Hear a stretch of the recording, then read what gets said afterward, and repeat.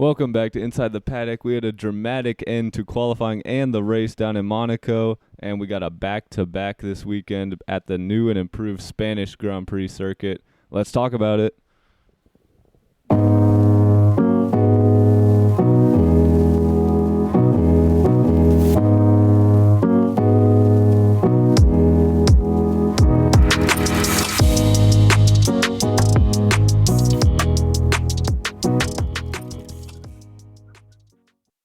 Welcome back to Inside the Paddock. We had it was a pretty good weekend down in Monaco this past week, and so I'd like to hear you guys' thoughts on what we saw in Monte Carlo. Yeah, first off, I guess we can go with the rundown of what happened. So in qualifying, we had Max in P1, followed by Fernando Alonso in P2 and Charles Leclerc in P3. And then the biggest disappointment of the qualifying was Sergio Perez, who crashed out early in Q1 and had to start from the very back of the grid. But then when it came to the race, we had a very interesting race. We had Max take P1, and behind him were Fernando Alonso in P2 and Esteban Ocon in P3. Perez was also out of the points in that. But what made the race interesting was in around lap 55 or so, it began to rain. So teams had to mix up their strategies, which caused some chaos, and people were spinning out, and there were a few contact collisions. So it was interesting, but one of y'all guys can get started.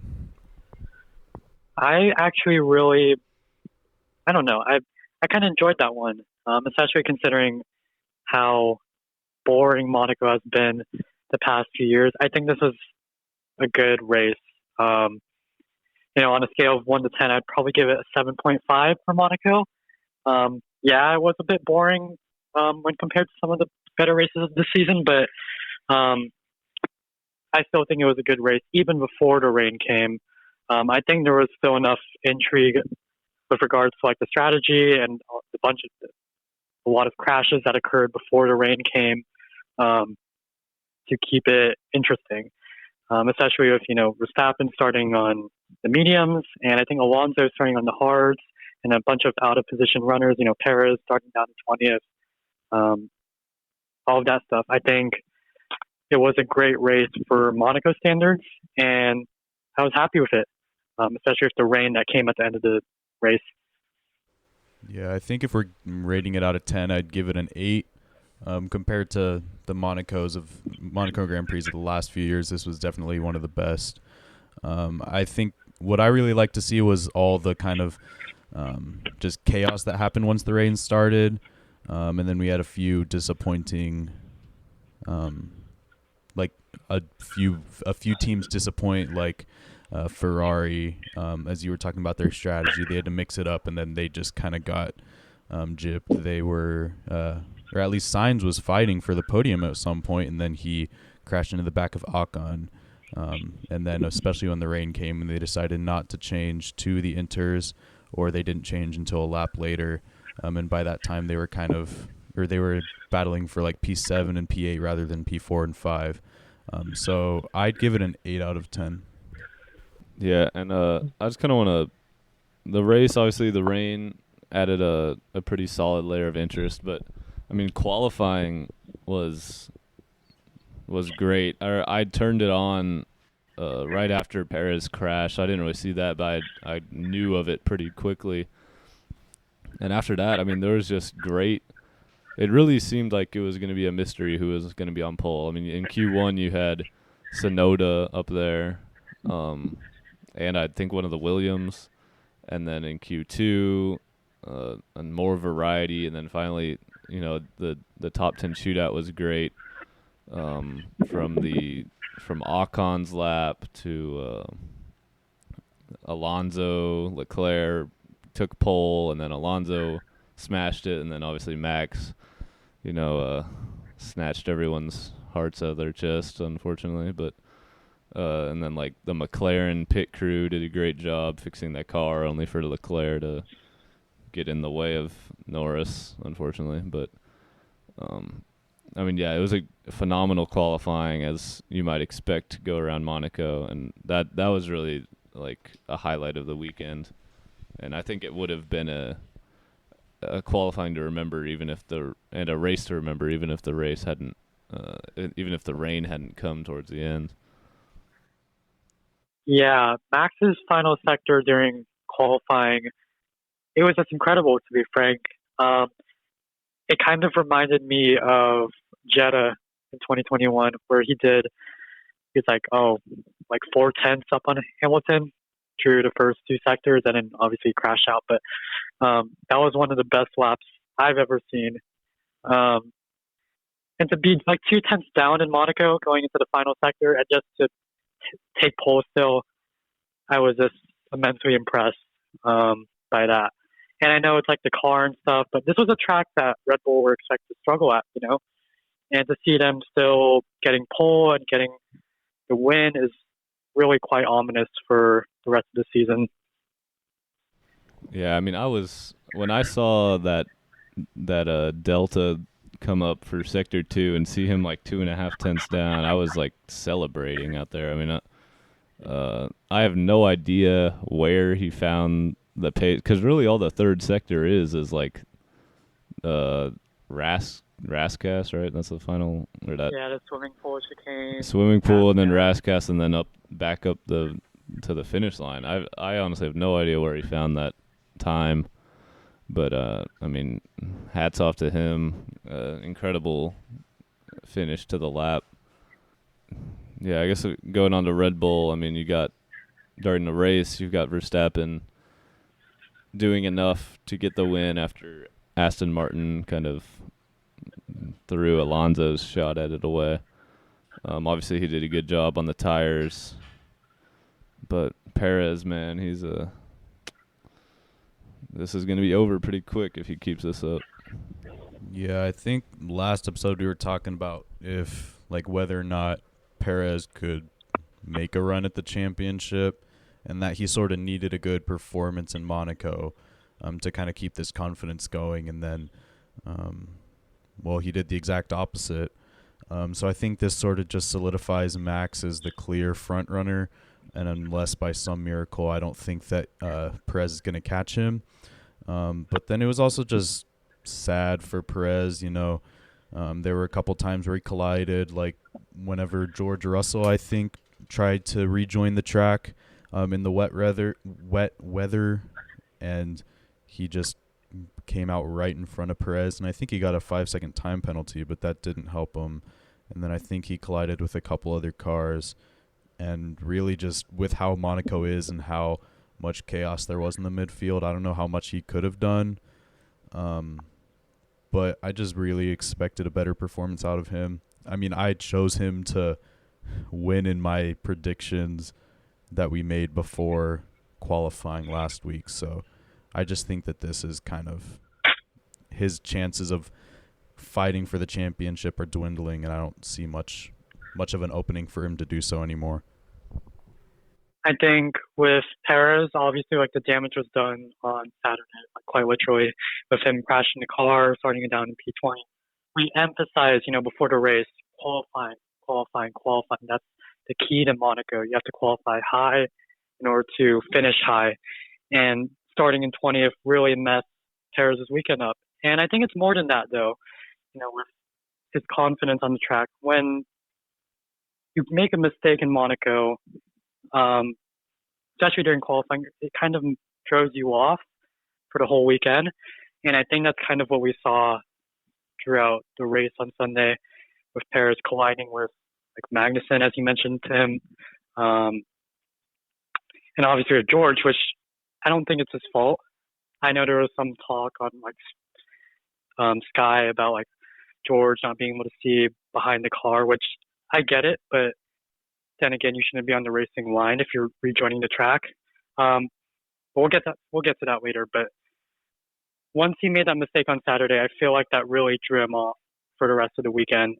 And if you're fighting Max Verstappen for the championship, you absolutely cannot be throwing away points like that, especially when we know that Sergio does well at street circuits. He has to capitalize on those opportunities. And this weekend just simply wasn't it. I never thought that he had a chance to fight Max for the championship, but I think this is just further proof of that. So yeah. Yeah, that might have been probably was the nail in the coffin. If it's not, he's running out of time to turn it around. I want to go on and talk about Aston Martin and first Alonso, because I saw some of those interesting saying that if he had come in and just put inters on the first pit stop, obviously they had no idea when the rain was going to come, but if they had done that, given that Max's in-lap was incredibly slow, that Alonso would have actually taken the lead. And obviously that's just kind of like hypothetical looking back stuff, but I definitely think there was a chance for him to get this win if they had not fumbled the strategy. There was a chance, but I feel like it's really slim because when Alonso did put the inters on, his outlap was really like slow. Like we saw Ocon catching on to him, and he was losing time to Max. So my question is, if Alonso had put on the inters at the first pit stop, would he have kept that position considering how bad his outlap was? And even with that being said, I think, as you mentioned, Charlie, Aston Martin's decision, in hindsight, it was a bad move, but at the time, it was the right decision considering the conditions on track. I think Max's engineer was telling him that most of the track was dry, but the hairpin thing, like turns 8 to 10, is it? Or something like that. It was just a matter of survival. And we saw in races like Germany in 2000, where, who was it? Barrichello, who put on the wet tires, and then Hakkinen, who was on the wet. Or I might have gotten mixed that up. But if you put on the wet tires and you have a competitor on the dry tires, like, you might still be able to, the guy on the dry tires might still be able to keep that position, just exploiting those dry patches of the track.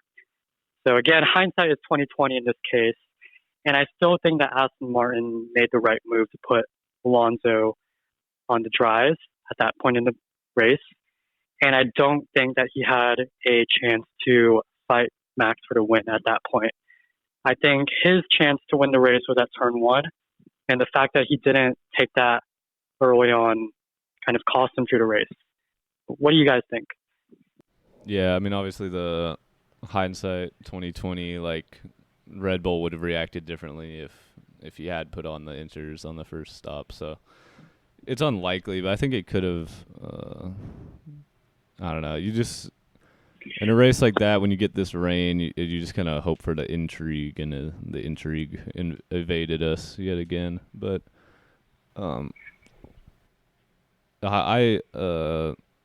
but it was definitely treacherous conditions out there. I mean, you saw what was happening to like Magnussen. He was on like hards when it was pouring down rain, so it was kind of stupid on their part. But I mean, he was like going off the track like every 5 seconds, it felt like. So I was hoping for like a safety car or something, but I mean, managed to keep it out of the wall to his incredible prowess. I mean, Max hit the wall a couple of times too. So yeah, just to your point, Charlie, about the conditions on track just being horrible, and especially at Monaco, where on a regular track, small mistake, you might be fine, but at Monaco, small mistake and you're in the barriers. So yeah, just going on to your point about the treachery. Yeah, and continuing with Aston Martin, but moving on to their other driver, we got Stroll, who again had a howler, leaving Aston Martin 1 point clear of Mercedes at the top. This isn't sustainable. Yeah, Stroll, I think earlier on we talked about in this battle between Mercedes and Aston Martin for P2 that Stroll could really be the wild card, because out of the 4 he's the most inconsistent, and he's worse than Russell, Hamilton, and Alonso. And the key for Aston Martin to keeping this P2 is for Stroll to kind of consistently finish all right at least, or in the points. And he's just, especially in Monaco, it was another disappointing driver who just couldn't get it done for his team. And so I think that if he keeps this up a couple more races, then that completely knocks him out of P2. As I talked about earlier, I think Mercedes is going to overtake them soon and eventually. It's really just Alonso keeping them up because he's performing better than the other three. But he can't do it alone, and he needs help from Stroll, and right now Stroll is not giving him that help. I hope that he can kind of show that he can drive, but he just is showing his inconsistency instead. Do we think that if Lance's performances, if his poor performances continue over the next few races, do we think that his seat might be at risk? Because obviously with Lawrence Stroll being the team principal, being in those senior leadership positions, it's going to be hard for him to just replace his son. But given that they're fighting for P2 in the constructors, given that they've just signed a deal with Honda, and given all of these external factors surrounding, Lance Stroll, do we think that his seat might be at risk, or is that just a far-fetched possibility at this point? I mean, if you had asked this question like a year ago, I don't think anyone would question that he's going to be there for as long as he wants to be there. Obviously, having his dad and stuff own the entire team, but I mean, this is kind of bringing an interesting situation upon his dad, because now you've got this opportunity to be the second best team. You've got an opportunity where you could probably get a win this year if the cards fall your way. But his son isn't carrying his slack, and I think Lawrence Stroll is serious about this Formula One mission to bring Aston Martin to prominence, but I don't know. It could, like an eventual like championship season for Aston Martin could come at the expense of Lance. And yeah, like Lawrence Stroll, he's a businessman as well, and in business, he just simply can't accept these results, even though even though Lance is his son. I feel like Lawrence Stroll really needs to take a deep look into a potential replacement for Lance if these performances continue. But again, I think this is probably a better question for the summer break once we get more clarity on the situation. So I think we'll stop it here. Yeah, I doubt any other team would give him a seat just because of how much young talent is out there. Moving on to the kind of winners of the surprise of the weekend, we got Alpine. They got their first podium, I believe, since, was it Qatar 2021? I think so. Obviously, great job by Ocon in qualifying, and then Leclerc and the Ferrari pit wall handed him the third place position to start the race. He did a good job to finish it, and yeah, I mean, it's good to see another team on the podium. Yeah, No, you go got it, ahead, Kenji. You got it. Yeah, we talked about at the beginning of the season. We said Alpine might be the underdogs of the season, and I think that now this is really indicative of what we were seeing at the time. My question is, they have 35 points at this point through the first 6 races, something. Do you think that perhaps they could continue? Here, let me put it this way: is their pace track specific, or will they be able to carry it on into the future and challenge, Mercedes, Ferrari, the big three, if that makes sense, with Aston Martin, Mercedes, and Ferrari.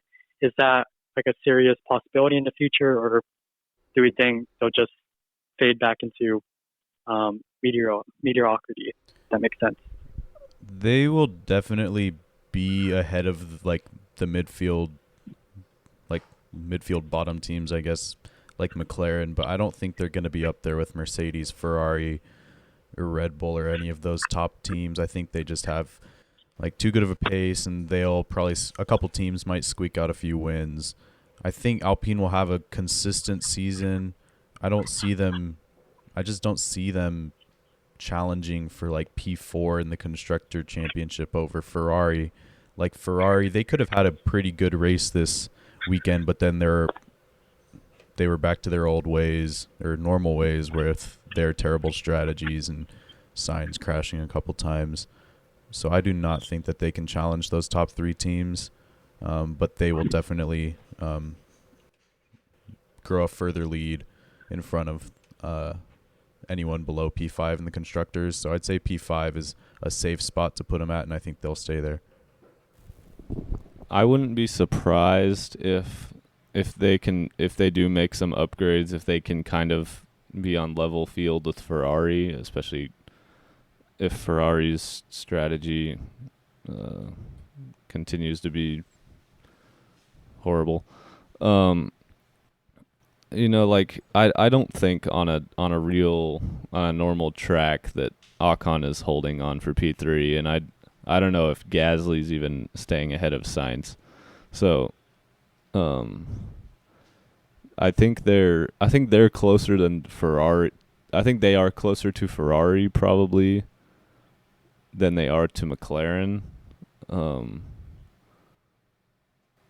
That maybe some of that's just because Ferrari continuously shoot themselves in the foot, but they seem to be pretty far away from McLaren. I mean, McLaren was like, we might get onto them at some point, but I think they were extremely fast in the rain at the end of the race, but they were like a minute behind Sainz, and not both Alpines were ahead of Sainz, so they were around a minute behind the Alpines, or at least behind Gasly, who was the second of the Alpines. So I think Alpine will kind of solidify themselves into 5th place. Probably won't catch Ferrari, but who knows. Moving on to Mercedes, I think they could be an interesting team to watch this weekend with their upgrades. We can finally see kind of if they did anything on a real. I mean, we're finally at a real track, right? First time since Bahrain, so it should be interesting. A kind of weird race at Monaco. With Russell just making a bunch of contact, and obviously like the 5-second penalty. I felt like it was a bit of a weird race, but with that being said, I don't think that 4th and 5th was a bad result for them at all. Yes, they brought upgrades, but I mean, we said before the race at Monaco, it's basically you just load up downforce and just hope for the best, relying on like driver talent and stuff. So I don't think they'll be too, elated with 4th and 5th in Monaco, but I don't think they'll be too disappointed in it as well. And going to Spain, as you mentioned, Charlie, I think this is a track where their upgrades can really show the impact they've had. And I don't think they'll be able to challenge Red Bull, obviously. I think the gap is just too far. But they can probably be faster than Ferrari pace-wise, and maybe even Aston Martin. So we'll have to see. I know we're going to get into the predictions later, so let me not say too much. But yeah, that's what I'm thinking about Mercedes. Yeah, I mean, 4th and 5th still a solid result. Hamilton was complaining a lot in qualifying, as he kind of usually does, but he still managed to get 4th. I don't think he qualified 4th, so actually I guess he kind of did, but whatever. one thing I want to say real quick, Russell needs to shut up on the radio. Like, what is he trying to get in front of Lewis for no reason because he's like got a penalty and he's like 8 seconds ahead of whoever? Like, bro, come on. I thought it was actually kind of funny though, because he was like, "Let me get ahead of Lewis and I'll extend the gap to 4.99 seconds or whatever. And then when I get the 5-second penalty, yes, Hamilton will get his position back." Like, that's so like it's so obvious that it's not going to happen. Like, oops, I accidentally got it up to 5.1 seconds or whatever. Like, oopsies, sorry guys. No one was getting fooled by Russell and his freaking. And Leclerc wasn't going to catch up to him. He was like 8 seconds ahead. Like, I don't know what bro was thinking. Like, yeah, it was. Russell's getting to kind of annoy me. He's like, I don't know, just kind of stupid. But you remember in Miami where he was like, "Oh, are we that close to the Red Bulls? Is that Perez in front of me?" And then like Mercedes came under and he was like, "No, that's Sargent. You're lapping him." So I don't want him to shut up because I think he's provided us with some gems. I guess that's true. But yeah, he has been annoying, and it seems like he always has something to complain about.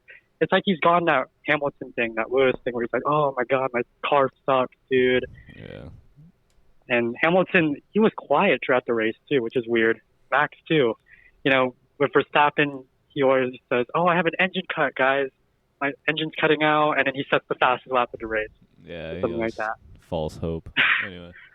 Yeah. So, do y'all want to take us through the Ferrari failures v version Infinity? Yeah, sure. So Ferrari, they could have had a good race. Leclerc could have gotten his first podium in Monaco. He qualified P3. Sainz qualified P5. And then Leclerc, I don't know why I can't forget what. Okay, yeah. So Norris kind of messed Leclerc's P3 up, and he dropped down to P6. And then Sainz had a chance to fight with Ocon for P3 in like lap 11 or 12, and then he wanted to like push him so that his tires would run out, but then he ended up crashing into the back of him and damaging his front wing, which is completely his fault. But then once the rain came, they did not pit for inters at the same time as almost all the rest of the grid. And so they were just sliding around, and by the time they came back, they were in like P7 and P8 rather than a couple spots ahead, which could have helped them in the championship grow a bigger lead on Alpine. And I don't remember off the top of my head how they are. So they're in P4. Yeah, they're about 30 points behind Mercedes, but that could have also helped them maybe narrow the gap to them. So it was just really nothing new. Ferrari just on their old, I mean, terrible. Yeah, I mean, it starts with Norris was the last one in qualifying to do a lap, or he was going to be the last one, I think. So he was even behind. Oh, yeah, he was behind Verstappen. Obviously, no one like shows him on the cameras because they don't care. But like Leclerc, I know it's not his fault because he's in a tunnel and you can't really see the guy coming, but like the guys have to tell him to get out of the way. Like, it's not that hard. Obviously he deserved the penalty, and it's not really Leclerc's fault. It's just Ferrari doing it again. And then you got all the other stuff in the race, but really it's just like, I mean, as a McLaren fan, that made me mad, and I would be mad as a Ferrari fan too, because like no one's gonna say he didn't deserve that penalty, but it's like it's such a little thing. Like, just tell your driver that someone's coming and they gotta move. Like, it's like the basic rules of qualifying. They've done it like 1,000 times. Yeah, it's just sad for Ferrari because their drivers are putting in the work and the team isn't really helping them. They're just making it worse. Like, when they finally pit after it started raining, Sainz was just yelling at the radio, like, "Why did we do this? I told you this would happen." And then it just kind of messed them up. Or I think it might have even been before the wet weather came down. So it's just the drivers are putting in the work, Leclerc had a chance at a podium. I mean, he got the penalty, but that's not his fault. The strategy is not the driver's fault. It's just sad. I want Ferrari to put together a good season, but right now it looks like they're just going to sit in P4 unless they get their act together, but they haven't for years, so I don't know. It's just disappointing and not good. All right, and then the last points finishers, we got McLaren getting 9th and 10th. Obviously Norris, I don't think he would have had a great lap, even though Leclerc blocked him, just given that his car was had just been taken off life support basically. But credit to their mechanics on that one. And then in the race, I do want to point out, and I think they did mention this during those last kind of 10 laps that were pretty boring of the race after all the chaos. They were saying that the McLarens were going 3 seconds a lap faster than Verstappen was. Obviously, Max wasn't pushing, but there was no real reason for Norris to be pushing either. So, I don't know. Maybe we'll see an interesting rain race if there's a full race that's or a qualifying that's in those conditions, and we'll see them further up the grid. But yeah, double points for McLaren. Obviously, it was Tsunoda was in 9th, and then both of them passed him after he had some issues. Unfortunate for him, but I mean that's the best possible race for McLaren, I think, in their current form. So they've just been so inconsistent that it's hard to get an accurate gauge on where they are in the field and stuff. Because in Miami they're 18th or something, and now here in Monaco they're scoring double points. And I know, Tim, I think you picked Piastri as your underdog points finisher. I picked him as well in Miami, and it was just off the pace. So I know I kind of said this last weekend, but I just don't know what to think about them at this point. I think that's. And I think. Go ahead. Sorry, I was going to say until they can achieve consistency. Yeah, they'll still probably get 6, but until they get consistency in their results, it's going to be hard for them to make progress in the championship. Even challenging Alpine, which is far-fetched at this point, I know, but still.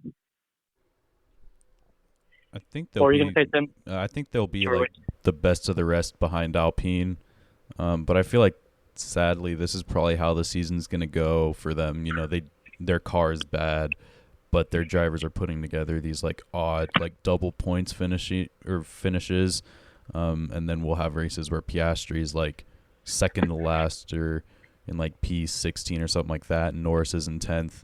So I think McLaren's just going to be a team this year who puts together some point finishes, but we just really don't know what to think about them. I think that's just how it's going to be. I don't know. They obviously just don't have a car to compete with Alpine, which is why I do not think that they'll make a run for P5 in the championship, especially after the performance that Alpine gave this weekend. But I think they'll probably stay at P6. I don't see any of the other 4 teams even making a real challenge for it. I think Piastri, though, he's been, aside from Tsunoda, he's really impressed me this year. Just how close he's been to Lando in most of these races. And obviously Lando, he's a great driver. He's not some Latifi or something like that, where it's really easy to beat him. So just to see Piastri put in these performances, being as close to Lando as he has in the first few races as a rookie has been quite the impressive feat for me. And I'm really excited to see what he does in the next few years, whether it be at McLaren or, wherever he goes next. Yeah, I feel Piastri has looked pretty good. I think his qualifying has been where he's kind of been lacking, and obviously Norris hasn't been perfect either. He's made it, but I think Norris's poor qualifying performances were more based off just his own mistakes, and Piastri just seemed to like not actually have the pace. But he has looked good.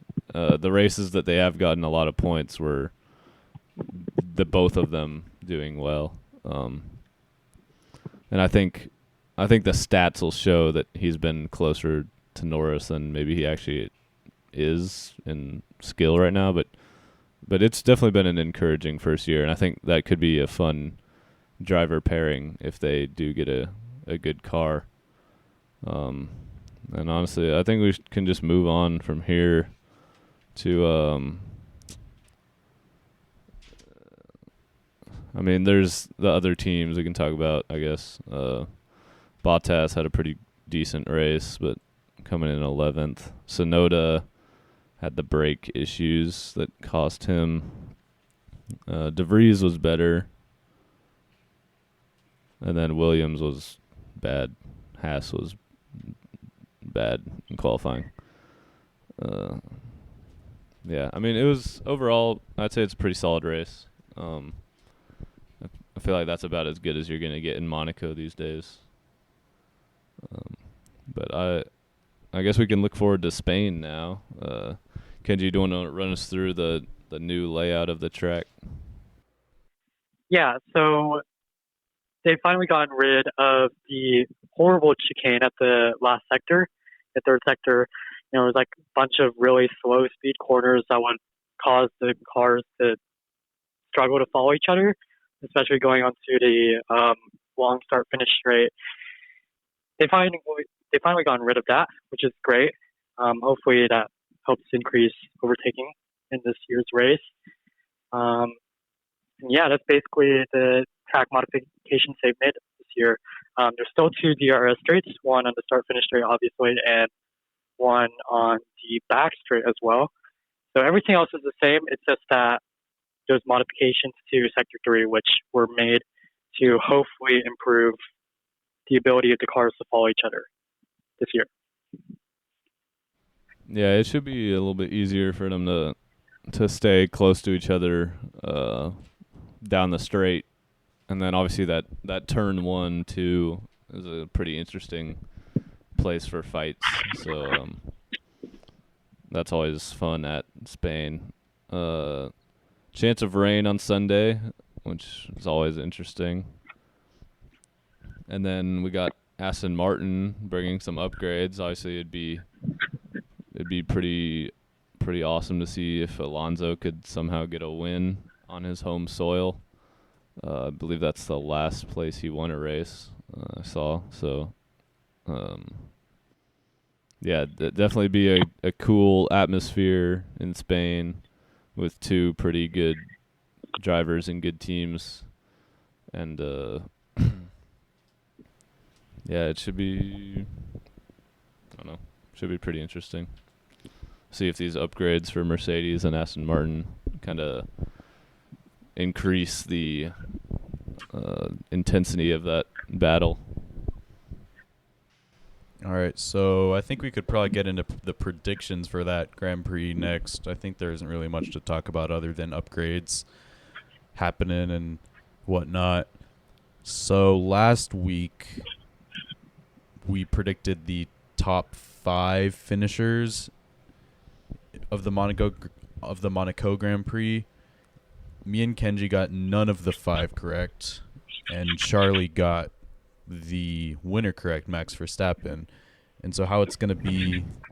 Went out on a limb there. Yeah. So what it's going to be is it's going to be you get 5 points if you get 5th place correct, 4 if you get 4th, 3rd if you get 3rd, and so on. So Charlie earned 1 point, extending his lead from 6 points to 7 points.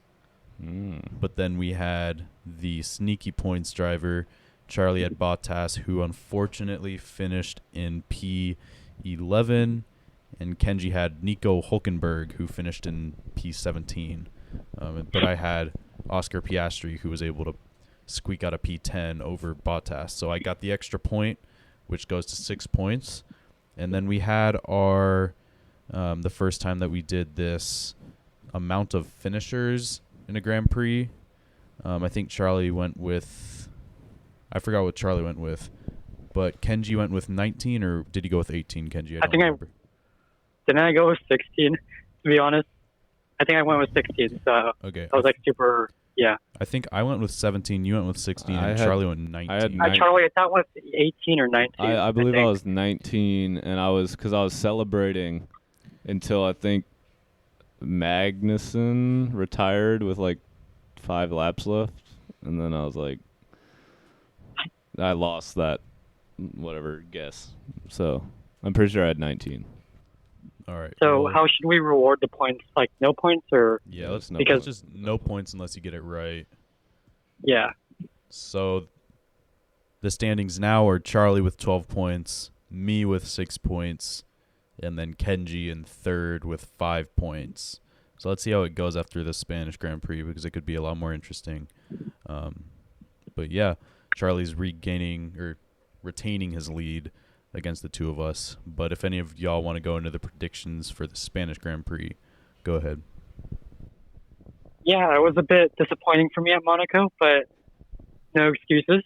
Some of the stuff just didn't fall my way, so hopefully I can get my luck back here in Spain. So for the win, I'm taking Max because the Red Bull this year has just been incredible on tracks with long straights, and I think Spain will be no exception to that. So Max P1, Sergio P2. I think he's going to bounce back from the shocker he had at Monaco, and especially considering with the traits that the Red Bull has had on these long, like these straight, the tracks with long straights on them is what I'm trying to say. I think he'll be able to take P2, so another Red Bull 1-2. For third, this is kind of a hard one to pick, but I'm going to take Alonso, just considering the fact that Aston Martin has taken a bunch of upgrades to Spain, and especially considering this is, Alonso's home race as well. He hasn't typically done well at Spain the past couple of years, but I think he'll bounce back this year. With a good car, his home crowd, the upgrades, I think he'll do well. But, third is kind of a toss-up for me, so I'm not really sure. But for fourth, I'm taking Hamilton, and for fifth, Russell. The two Mercedes, with the upgrades they've had, I think it'll help them do well here at Spain. It's kind of a wild card, though, just given like the upgrades. We don't really know what the pace of that Mercedes is, but Hamilton has done well here in Spain, and yeah, I think he'll do well in Spain this year as well. So yeah, those are my top 5. All right.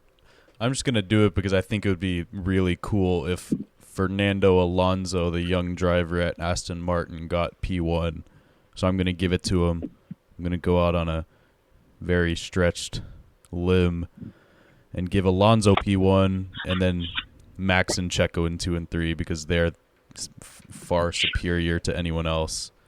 But I'm just going to give it to Alonso because I think it would be cool to see him get a win, and where cooler than at his home Grand Prix.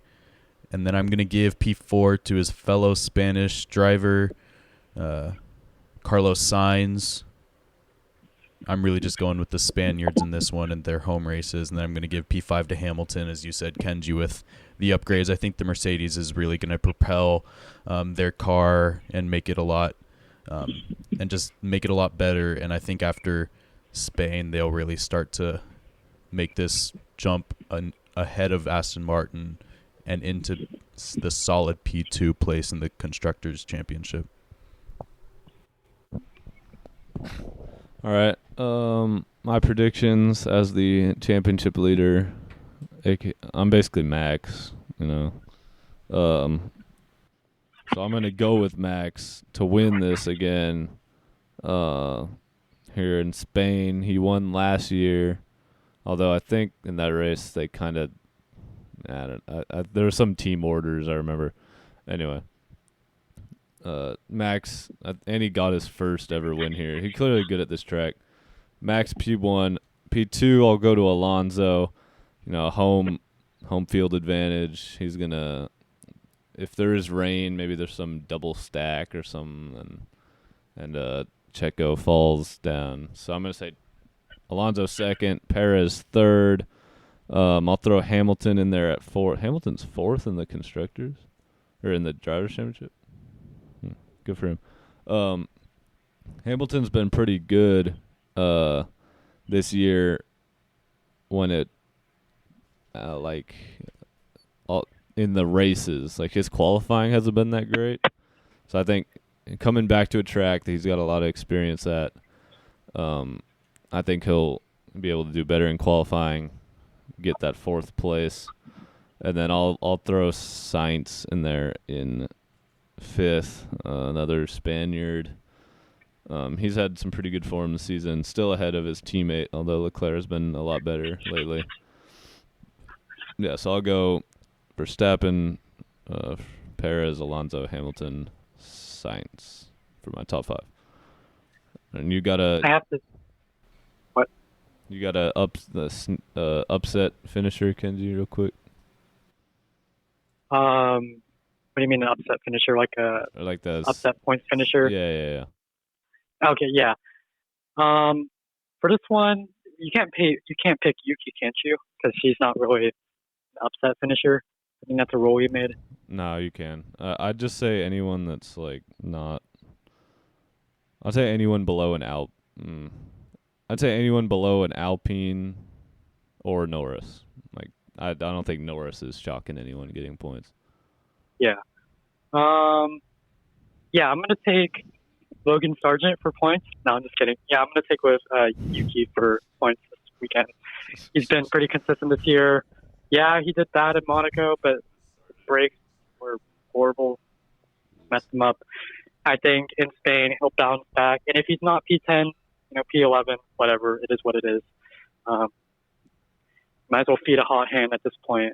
So, yeah, that's my pick for sneaky points finisher. I'm going to give my sneaky point finisher to Bottas. I think it's time for him to have a pretty good finish. One of the more experienced drivers on this grid for 2023.